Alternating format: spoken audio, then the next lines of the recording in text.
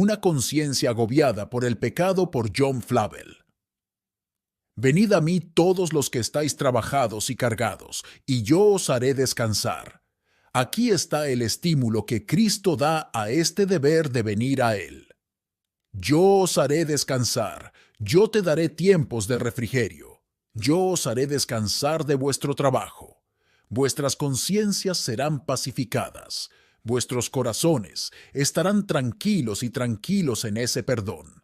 Paz y favor de Dios, que yo os procuraré y daré con mi muerte. Porque aunque quebrante el hombre su corazón por el pecado, llore hasta desaparecer sus ojos, aunque se lamente como una paloma y derrame tantas lágrimas por el pecado, si fuera posible, como gotas de lluvia cayeron sobre la tierra. Pero si no viene a Cristo por fe, su arrepentimiento no lo salvará, ni todos sus dolores podrán llevarlo al verdadero descanso. Por lo tanto, tenga en cuenta lo siguiente. Algunas almas están cargadas con el agobiante sentimiento del pecado. No digo que todos sean así, porque los necios se burlan del pecado. Está tan lejos de ser una carga para algunos que para ellos es un deporte, una diversión.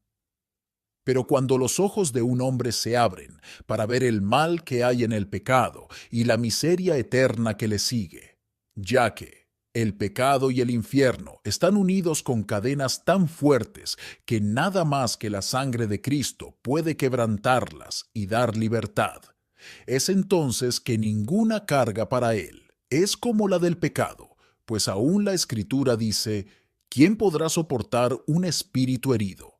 Proverbios 18:14. Porque consideremos la eficacia que la ley de Dios tiene sobre las conciencias de los hombres, cuando se trata de su espiritualidad y poder para convencer y humillar el alma de un pecador.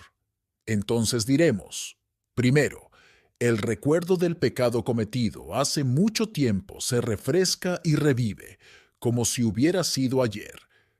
Hay nuevos reconocimientos del pecado cometido y olvidado hace mucho tiempo, como si nunca hubieran existido. Lo que hicimos en nuestra juventud se recupera, y ahora hay una nueva impresión de miedo y horror que son fijados en la conciencia temblorosa.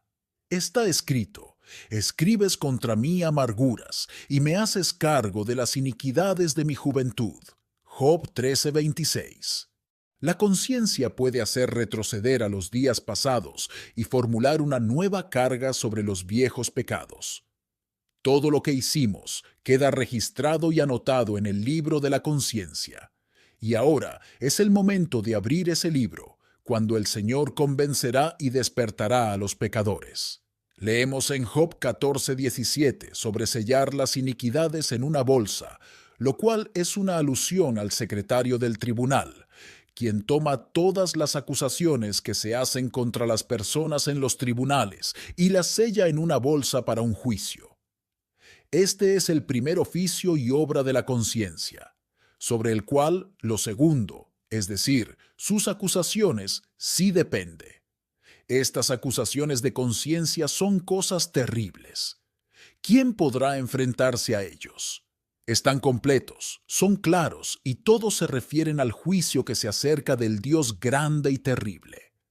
La conciencia se sumerge en todos los pecados, tanto secretos como abiertos, y en todas las circunstancias y agravamientos del pecado, cometidos contra la luz, contra la misericordia, contra los esfuerzos, las advertencias y los arrepentimientos de la conciencia. Así podemos decir de la eficacia de la conciencia, como se dice de la influencia del sol. No hay nada que se oculte contra su calor. Salmo 19:6. Ven, dijo la mujer de Samaria, mira a un hombre que me contó todas las cosas que hice. Juan 4:29. Cristo la convenció de un solo pecado con su discurso. Pero la conciencia, por eso, intervino y cargó todo lo demás sobre ella. Y así como las acusaciones de conciencia son plenas, también son claras e innegables. Un hombre se convence de sí mismo y no queda ningún cambio, excusa o alegato para defenderse, No puedo probar ningún punto más claramente que un testimonio de conciencia. Y él quedó mudo. Mateo 22:12. Un mudo, amordazado como la palabra significa por el claro testimonio de su propia conciencia. Estas acusaciones son el segundo trabajo de la conciencia y dan paso al tercero, a saber. En tercer lugar, la sentencia y condena de conciencia. En verdad, esta es una carga insoportable. La condena de la conciencia no es otra cosa que la aplicación de la sentencia condenatoria de la ley a la persona de un hombre.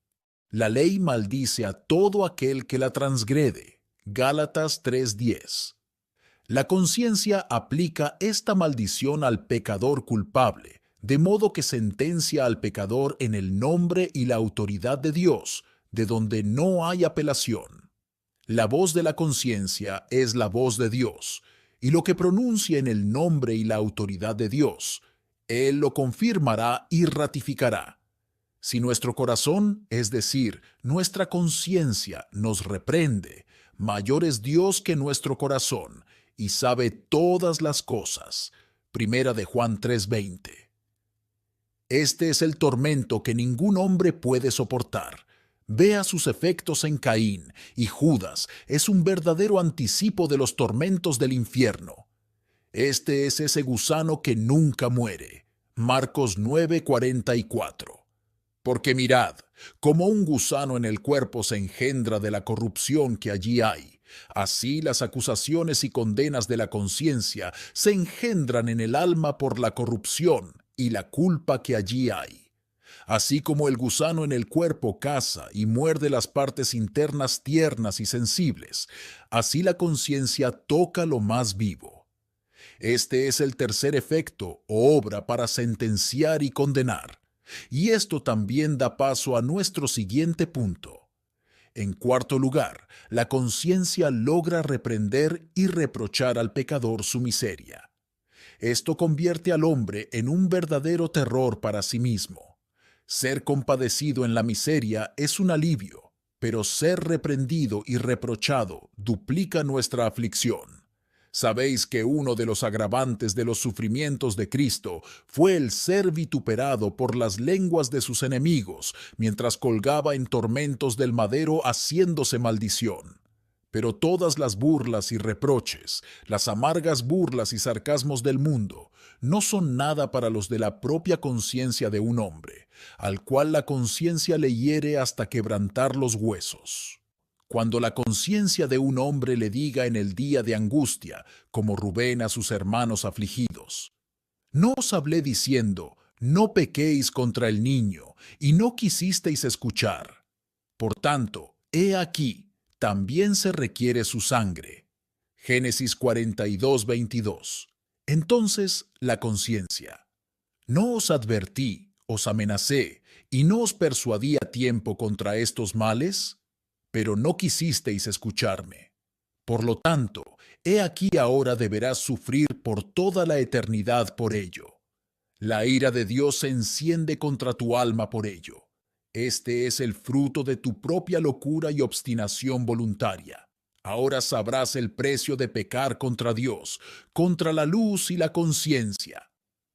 Oh, esto es terrible. Cada remordimiento de conciencia hace que una pobre alma se sobresalte y con un miedo terrible exclame: «Oh, el castigo eterno! ¡Oh, amargo anticipo del infierno! ¿Acaso hay algún espíritu herido que pueda soportarlo?». Esta es una cuarta herida de conciencia y da paso a una quinta, porque aquí es como el derramamiento de las copas y el sonido de esas trompetas de ay en el Apocalipsis. Un ay pasó, y otro viene. Apocalipsis 9:12.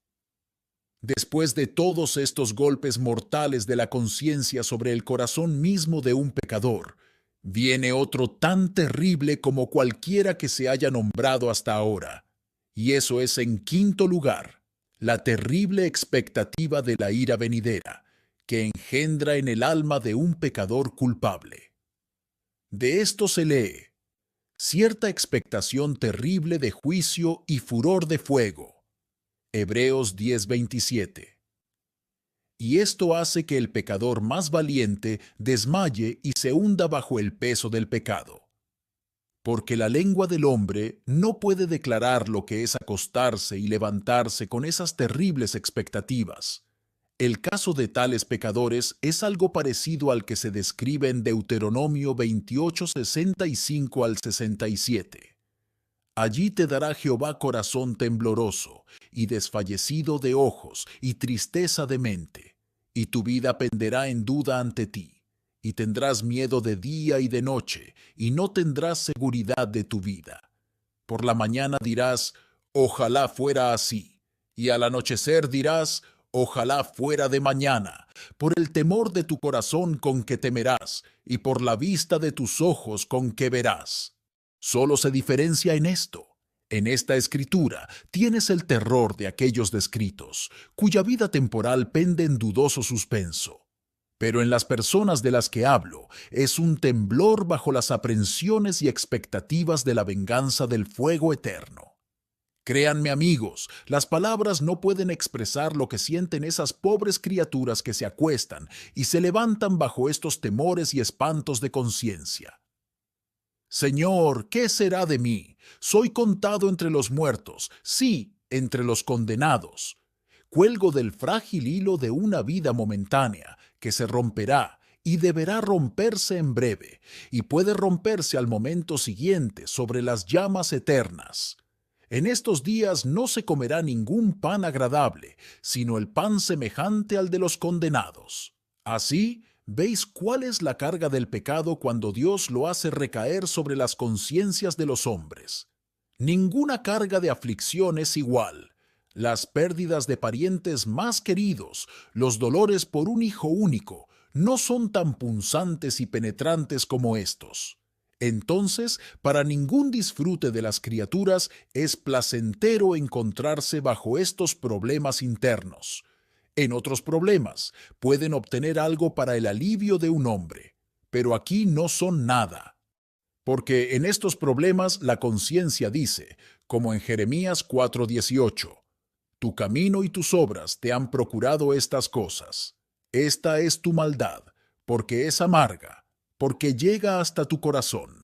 En segundo lugar, el Señor hace esto para que Jesucristo sea muy bienvenido y deseable para el alma. Cristo no es dulce hasta que el pecado se nos vuelve amargo. Los sanos no necesitan médico, sino los enfermos. Mateo 9:12. Si una vez Dios hiere el corazón de un pecador con el punzante sentimiento del pecado, entonces nada en el mundo es tan precioso, tan necesario, tan vehementemente deseado y anhelado como Jesucristo. Oh, si tuviera a Cristo, si anduviera en harapos, si no me alimentara de ningún otro alimento en todos mis días, sino del pan y el agua de la aflicción. Este es el lenguaje de un alma llena del sentimiento del mal del pecado. En tercer lugar, el Señor hace esto para promover las riquezas de su gracia gratuita a los ojos de los pecadores. La gracia nunca parece gracia hasta que el pecado parece ser pecado.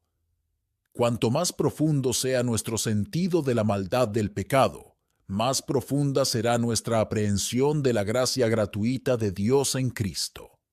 Así, has tenido un breve relato de cuál es la carga del pecado, cómo se sostienen las almas bajo esa carga, y por qué el Señor hace que el pecado pese tanto sobre las almas de algunos pecadores. Para finalizar, Martín Lutero dijo, mi conciencia está cautiva de la palabra de Dios. No puedo retractarme de nada, ni lo haré, porque ir en contra de mi conciencia no es ni correcto ni seguro. Amén. Muchas gracias por escuchar Audio Lectura Cristiana. El Señor les bendiga, amados hermanos. Hasta la próxima.